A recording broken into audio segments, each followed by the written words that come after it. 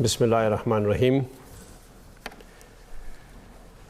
Mr. President, Paritwachara Sindh, Madam President-elect, Paulina Ivanova, your secretaries,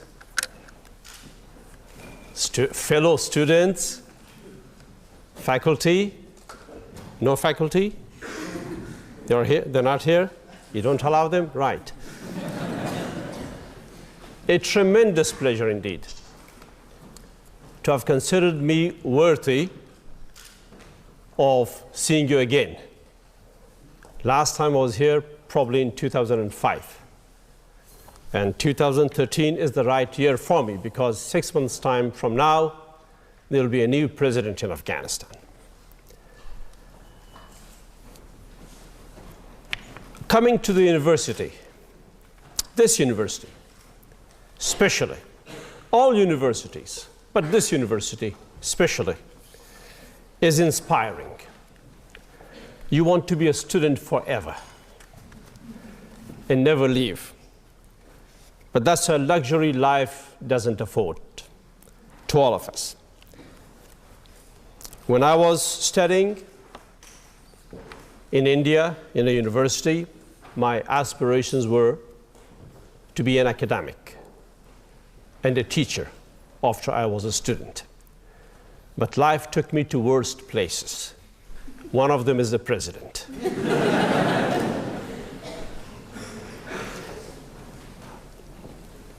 In 2005, I spoke about Afghanistan, of our achievements, of our hopes to the future. Now it's 5 and 3, it's 8 years later.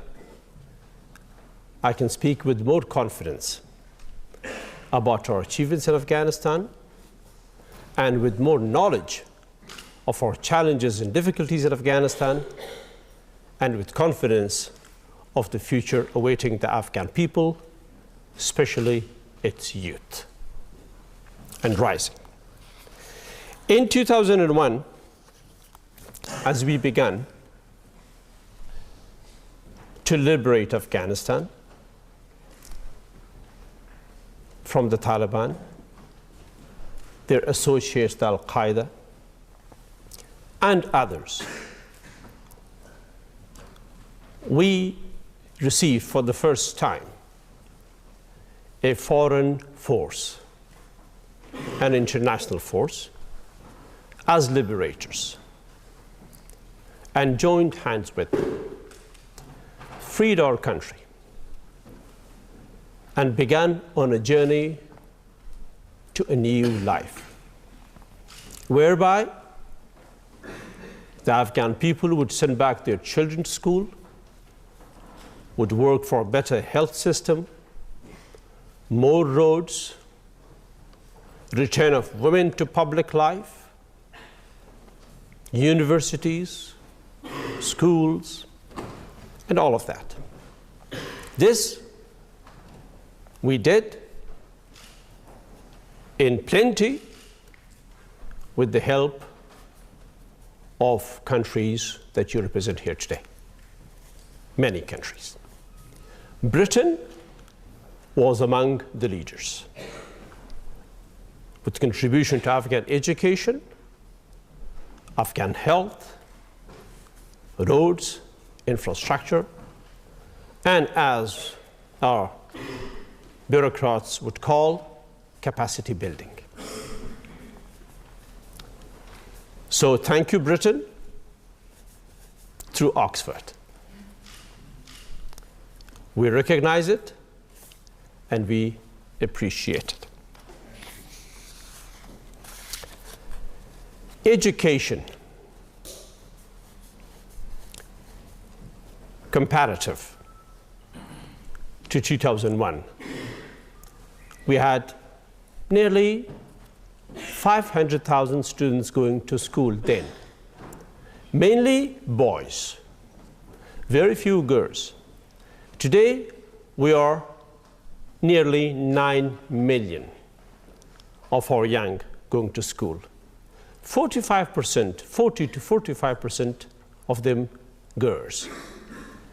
Universities, I remember very well, we had maybe 2 or 3 in name. Today, over 30. Public and many more private. Girls in our universities, above 25%. Health services, from 9% of the population's access to health, today is over 60%. Maternity care, child care, life expectancy, all much better. Women rising, empowered in the parliament, in the government. My deputy spokesperson, right, very young and rising. My deputy chief of staff, and I see other Afghan women as well present here. So, doing very well in that. Economic development, very good. We had a GDP of perhaps less than $200 or $300 million. Today, $2 billion. Income per capita of less than 20. Well, 20 is too much a figure for me, so I said 2. 20 billions. I am a layman when it comes to figures of money. So 2 billion for me, 20 billion for the Minister of Finance.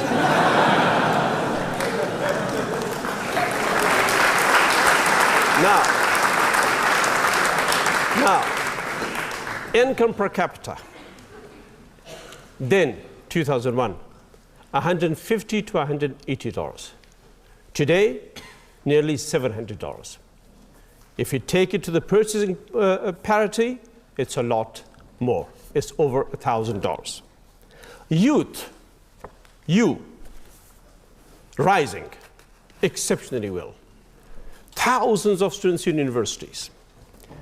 We began a plan 3 years ago of purely Afghan money, Afghan taxpayers' money, as it said, in the amount of 10 million a year. This year, 15 million, to send Afghan students abroad to studies, mainly to India, Turkey, Malaysia, some to Europe. We are mindful of costs.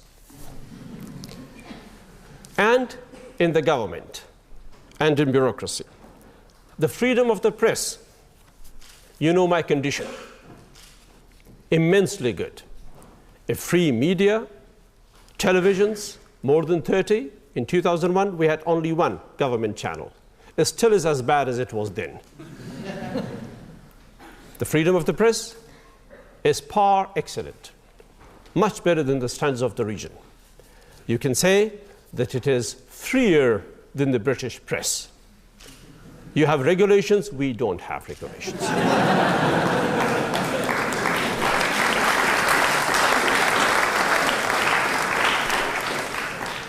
Political development, governance, improving slowly. Politicians are not in a hurry to improve governance, but it has improved better. Institutions of the state, democracy, parliament, judiciary, all organs in place. Rudimentary, basic, the foundation is laid. It will take time. If you ask me how I write my letters today as the president and how I wrote them then, massive difference. Then I would check my letters when I sent abroad or within the country 10 to 15 times. This time, when Mrs. Ithmadi brings the letters, I check them 5 times. So a 10% change or a 10-fold change towards betterment. International relations, exceptionally good. The Afghan flag is flying all over the world. With the regional countries, broad relations, exceptionally good. Most important of all, ladies and gentlemen, for us as Afghans, most important of all the achievements, Afghanistan, once again, after years of turmoil and trouble, is home for all Afghans. All walks of life, all region, all tribes, all ethnicities, all thinking, ideology, left to the right, are there, sitting side by side in the parliament, men, women, leftists, rightists, centrists as well, occasionally. They're all there. And that is perhaps our biggest achievement. Afghanistan, a country for all Afghans. Challenges. I wanted to say failures, but I moderated myself. So I will call them challenges. The world came to Afghanistan, NATO and the United States, to free our country from extremism and terrorism, and to fight it, and to bring security to Afghans. They did help us in all the accomplishments that I mentioned, and we are grateful for all the countries who helped, from America to Britain to Europe, all the way to Japan and our neighbors. All this would have not been possible without that help, the help of the taxpayers. You are included in that. So if there is an Afghan child today that's literate, that's going to school, it's because of your contribution. One area where we have not been happy was security. The presence of the international community, NATO, the United States, did not strategize its approach the way we wanted them. The war on terror was never to be found in Afghan villages or homes anyway. Bombing our villages, conducting night raids was wrong. And that was the main tension between me and our allies and the United States. That tension continues till today. We want improvements. We want the Afghan people to stop suffering. We want night raids to end on Afghans. Terrorism is not in our homes.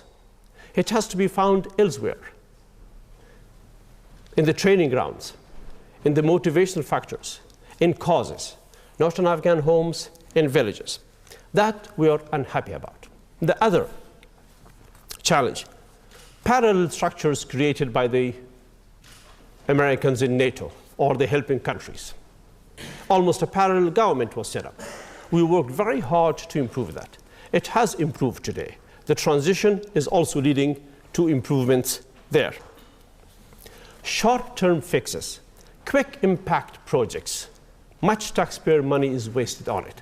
We don't need in Afghanistan USAID or DFID or any money to be spent on quick impact projects. No, we like long-term projects, dams, water, proper electricity. Any aspect of development that you enjoy here, we like to enjoy in Afghanistan. And that we believe can be done better and best by consultation with us and by embarking on a strategically oriented developmental approach, which means sustainability and self-reliance. This, we hope we will get to an agreement with after we and the Americans have agreed on the bilateral security agreement, to which I will come in a minute. Now, the next most important objective of us, rather, in terms of our pursuit of happiness for the Afghan people, the most important objective of ours, peace in Afghanistan. Peace for the Afghan people, peace for the region, peace for Pakistan, peace for us, and peace for the rest of the world. As far as Afghanistan is concerned, it still avoids us. We are running after it. We hope we will get it. We launched a peace process some time back, and it worked in stops and moves. It is not working as we want to. We had just the day before yesterday a trilateral between Afghanistan, Pakistan, and Britain under the auspices and goodwill of the British Prime Minister, Mr. Cameron. We hope to advance it further with our Pakistani brothers and sisters in Pakistan and with the help of the United States and the international community. The coming elections will take Afghanistan further to a solidified democratic governance. We'll be cementing our democracy through the coming elections. The elections for the president, the election for the provincial councils. This time, in 10 years, it is the first time that we will be conducting elections, as far as the institutions are concerned, all on our own. So it's critically important for us to conduct them good and proper, so the Afghan people can vote without fearing interference, so the Afghan people can vote freely and elect their next president. That will be in 5 months' time for both the president and the provincial councils. Done that better, I hope, and I wish, and I'm working for it, Afghanistan will have made an immense step forward. And my own legacy would be solidified and strong through a good and proper elections. And then, after that, I will retire to a good freedom. The bilateral security agreement is the next important item on our agenda. The United States wants to have in Afghanistan bases. BSA, or bilateral security agreement, is euphemism for bases. Military bases, airplanes, tanks, US soldiers on our soil, together with NATO, which in other words we describe as the transition process. Today, the transition is completed. The responsibility is given more to Afghan forces, the Afghan army, the Afghan police, to provide security for the Afghan people.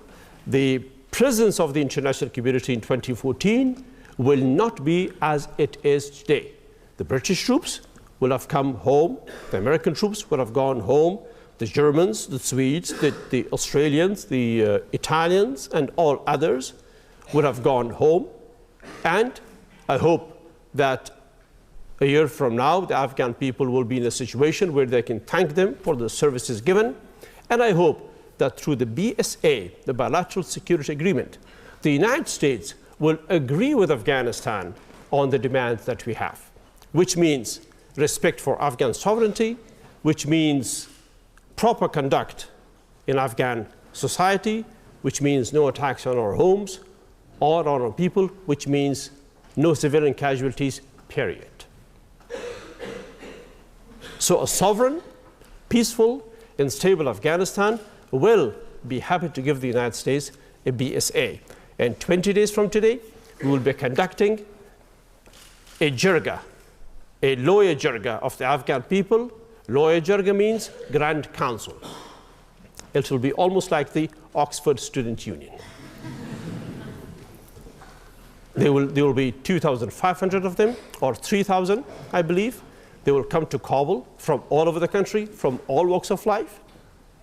Tribal elders, religious figures, intellectuals, teachers, technocrats, skilled people, lawyers, representatives of the Afghan people from all walks of life will come to Kabul to study the BSA's details, and where they agree, they will say yes. Where they don't agree, they will say no. But I feel generally that they will agree to it because they recognize that the BSA brings certain advantages to Afghanistan. So we will take the advantages and take the negatives and put it back in an envelope and deliver it to the United States. So, ladies and gentlemen, Afghanistan is moving forward. Moving forward means that what you hear in the press, the BBC, I was there yesterday, a lively place, you can't believe it. Full of enthusiasm to write stories about people. the CNN, the New York Times, the Guardian. You must have read them or seen them. They have been concerned about 2014 in Afghanistan. That come 2014 and the departure of foreign forces, Afghanistan will be back to troubles. No, certainly not. Afghanistan from 2014 onwards will be a better country. Afghanistan has been transformed fundamentally, with the hundreds of thousands of youth educated, with a thriving civil society, active, with the community, with the press, with governance, with awareness, and more important, most important, a desire for good life in the empowerment of the whole country. We know our direction, and the direction is to a better future. So if you ask how I see Afghanistan from 2014 onwards, I see it better. The next president will have a better government for him, a better civil service for him, a better economy, because we also have natural resources. We're quite rich. We have been keeping it a secret, but we have plenty. Oil, gas, lithium, what they call the rare earth material. Any scientists here? Students of there? Good. You know what I'm talking about. There too. So Afghanistan has riches, but we are careful. We don't want our riches to become a curse for us. We want to exploit them and extract them properly, where they are of use to the Afghan people, where they strengthen governance and a better economy. The Afghanistan of tomorrow will be one that you would like to visit as tourists. The Afghanistan tomorrow will be one that will have more students in Oxford. The Afghanistan of tomorrow will be one that will be less and less a burden on the international community. The Afghanistan of tomorrow will be sooner rather than later a self-reliant country. And that's what we want. Thank you very much.